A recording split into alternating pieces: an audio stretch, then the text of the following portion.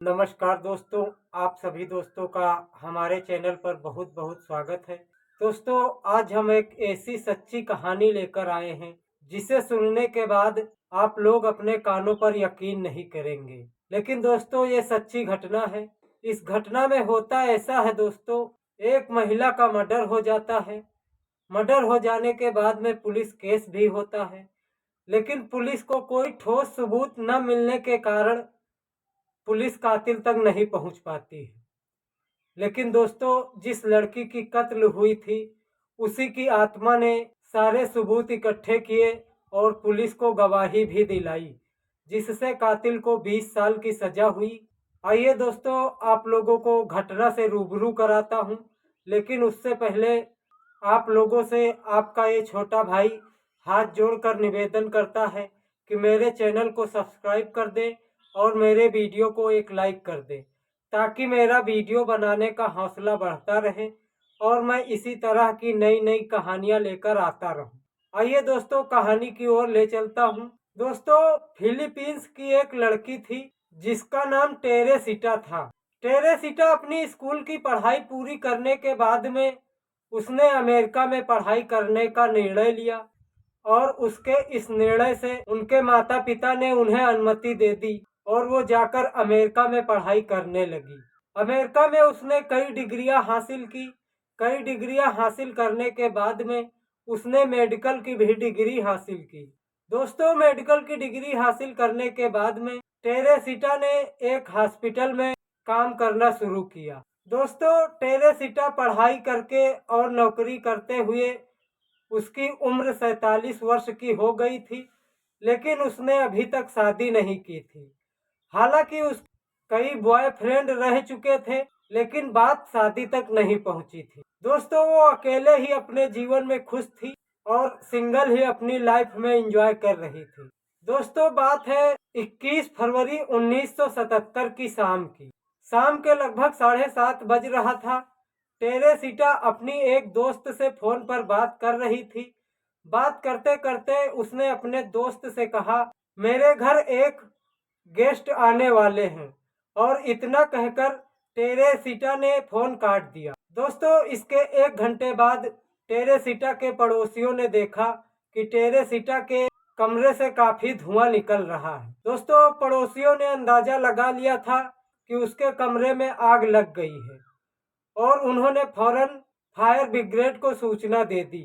Fire brigade की team मौके पर आकर आग पर काबू प्राप्त किया और इसी बीच उनकी नज़र ड्राइंग रूम में गई और उन्होंने देखा कि एक लड़की की लाश पड़ी हुई है, जिसके शरीर पर कोई भी कपड़ा नहीं है और उसका आधा शरीर जल चुका है। दोस्तों, फौरन पुलिस को सूचना दी जाती है और पुलिस मौके पर आकर शव को कब्जे में ले लेती है। शव को कब्जे में ले लेने के बाद में शव को पुलिस पोस्टमार्टम के लिए भेज देती है। दोस्तों, अब पोस्टमार्टम की रिपोर्ट आती है तो उसमें साफ साफ लिखा था कि मृत लड़की की किसी ने सीधे हत्या कर दी है और किसी ने उसका रेप नहीं किया है। दोस्तों, अब पुलिस उसके केस की जांच शुरू करती है। टेरेसिटा के माता पिता को भी बुलाया जाता है और उनके दोस्तों से भी पूछताछ की जाती है। इसी बीच में दोस्तों, पुलिस टेरेसिटा के घर की तलाशी ले रही थी तो उन्हें एक लेटर मिला। उस लेटर में लिखा था, get theatre ticket for AS. दोस्तों, अब पुलिस के सामने यही सवाल था कि ये एएस कौन है। दोस्तों, पुलिस जांच करती रहती है। जांच करते करते कई महीने बीत जाते हैं और साल बीतने ही वाला था, लेकिन दोस्तों, पुलिस को कोई सबूत नहीं मिल रहे थे। पुलिस हार मान चुकी थी। लेकिन दोस्तों, अब इस मामले में एक नया मोड़ आ जाता है और जिस अधिकारी को इस केस की जांच करने की जिम्मेदारी मिली थी, वो अपने दफ्तर में बैठा था और उसे अचानक अपनी टेबल पर एक नोट मिला और उस नोट में लिखा था, टेरेसिटा मर्डर केस में एक गवाह मिला है जिसका नाम जोसे है। जोसे दोस्तों पेशे से डॉक्टर था। दोस्तों, अब पुलिस उस डॉक्टर से जाकर मिलती है और उससे पूछताछ करती है तो वो डॉक्टर कहता है, मैं तो नहीं जानता हूँ कि ये टेरेसिटा कौन है, लेकिन मेरी पत्नी कुछ दिनों से कुछ अजीब गरीब हरकतें करती है। वो नींद में ही बड़बड़ाने लगती है और एक दिन वो नींद में बड़बड़ाते हुए उसने मेरा नाम लिया और कहा, मेरा कत्ल हुआ है और जिसने मेरा कत्ल किया है उसका नाम एलन। वो मेरे घर मेरी टीवी ठीक करने आया था, उसी ने मुझे मारा पीटा है और मेरा कत्ल कर दिया। प्लीज आप इस बारे में पुलिस को बताएं ताकि मुझे इंसाफ मिल सके। लेकिन दोस्तों डॉक्टर कहते हैं उसकी इन बातों को मैंने इग्नोर कर दिया और बातों को टाल दिया। लेकिन दोस्तों अगले दिन फिर शाम को उसकी पत्नी बड़बड़ाने लगती है और इस दिन वो काफी गुस्से में थी और कहती है, आपने ठीक नहीं किया, मैंने आपसे मदद मांगी थी और आपने इग्नोर कर दिया, इसका खामियाजा आपकी पत्नी को भुगतना पड़ेगा। दोस्तों अब डॉक्टर कहते हैं मैंने बड़ी हिम्मत जुटाकर उससे पूछा कि तुम कौन हो और मुझसे ये सब क्यों करवा रही हो। मैं पुलिस को ये सब बात बताऊंगा तो वो लोग मेरी बातों को नहीं मानेंगे और मेरी हंसी भी उड़ाएंगे और मुझसे कोई ठोस सबूत भी मांगेंगे। दोस्तों अब टेरेसिटा की आत्मा कहती है, ठीक है, मैं आपको ठोस सबूत भी देती हूँ। उस रात एलेन ने जब मेरा मर्डर किया तो उसने मेरे अलमारी से कुछ जेवरात चुराए थे। वो जेवरात उसने अपनी गर्लफ्रेंड को गिफ्ट में दिया है और वो जेवरात अभी भी उसके गर्लफ्रेंड के पास है और वो जेवरात आपको वहीं मिलेंगे। अब रही बात उन जेवरातों के सबूत की, तो मैं कुछ लोगों का आपको नंबर देती हूँ जो लोग उन जेवरातों को पहचानेंगे और बताएंगे कि हाँ ये टेरेसिटा की जेवरात है कि नहीं। दोस्तों अब उस डॉक्टर की बात को सुनकर पुलिस जांच शुरू करती है तो वो पता लगाती है कि क्या वास्तव में उस दिन टेरेसिटा का टीवी खराब हुआ था और कोई टीवी ठीक करने आया था। तो दोस्तों पता लग जाता है कि हाँ वास्तव में उस दिन टेरेसिटा का टीवी खराब हुआ था और कोई टीवी ठीक करने आया था। दोस्तों अब पुलिस को कुछ सबूत भी मिल जाते हैं जिससे वो कातिल की खोज शुरू कर देती है। दोस्तों कुछ ही दिनों में कातिल मिल भी जाता है। पता चलता है कि एलेन उसी हॉस्पिटल में काम करता है जिस हॉस्पिटल में टेरेसिटा काम करती थी। दोस्तों अब पुलिस उसके पास पहुंच जाती है और उसको गिरफ्तार कर लेती है, उससे पूछताछ करती है, उसके गर्लफ्रेंड का भी पता पूछती है और पुलिस उसके गर्लफ्रेंड के पास पहुंच जाती है। उसकी गर्लफ्रेंड से दोस्तों पुलिस पूछती है कि क्या तुम्हें एलेन ने कोई गिफ्ट दिया था। तो दोस्तों उसकी गर्लफ्रेंड कहती है, हाँ मुझे एलेन ने गिफ्ट दिया था और वो गिफ्ट उन्हीं जेवरातों को लाकर दिखाती है। दोस्तों अब पुलिस उन जेवरातों को टेरेसिटा के दोस्त और उनके माता पिता को दिखाती है। वो लोग कहते हैं कि हाँ ये जेवरात टेरेसिटा के ही हैं। दोस्तों अब पुलिस ने भी मान लिया था कि कत्ल एलेन ने ही किया है। दोस्तों अब पुलिस उस एलेन को लेकर जाती है कोर्ट और वहाँ केस चलता है।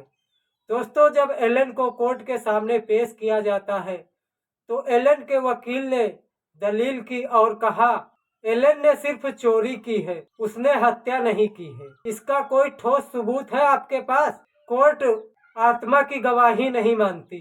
अब दोस्तों मजबूरन पुलिस को उस एलेन को छोड़ना पड़ा क्योंकि कोई ठोस सबूत नहीं था।